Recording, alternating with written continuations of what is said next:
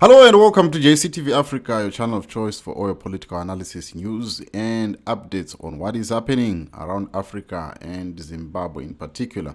Today we're bringing you one of the interviews that was done by Julius Malema on SABC Daily Theatre.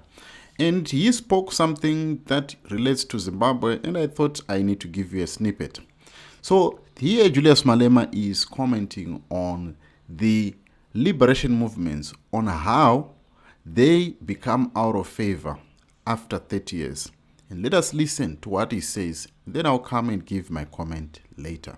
We need to remove the ANC from power. And it's not even about the EFF.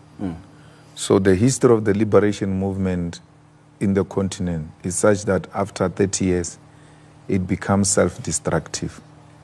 It becomes a snake that bites and eats itself. So whether the EFF is there or not, the ANC is going to die a natural death. The same thing as ZANU PF. If you go to Zimbabwe, ZANU PF is not a popular party.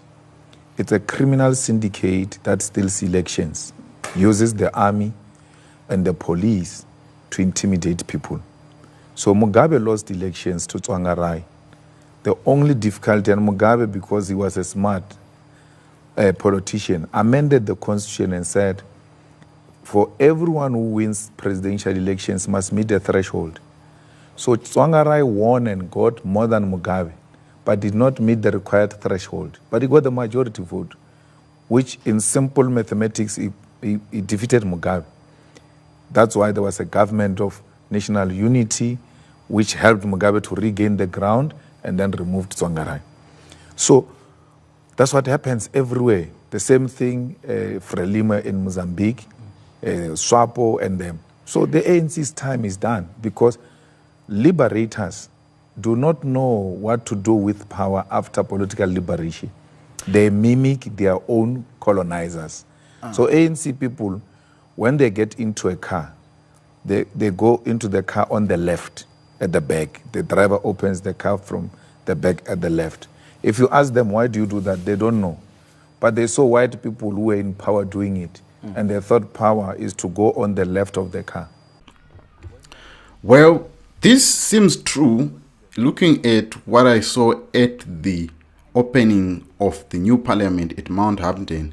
If you look at the inauguration of King Charles, you find out that there is some similarity with what you saw at Mount Hampton at the official opening of the new parliament.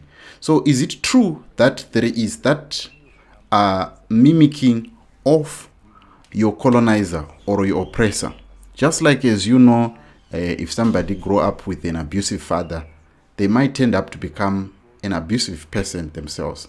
So is it telltales of being colonized that we find ourselves becoming more than the colonizer? Because there is a singer called Osage Panga, akaimba akati vadzinyiriri vakaenda asi vakasiya udzinyiriri.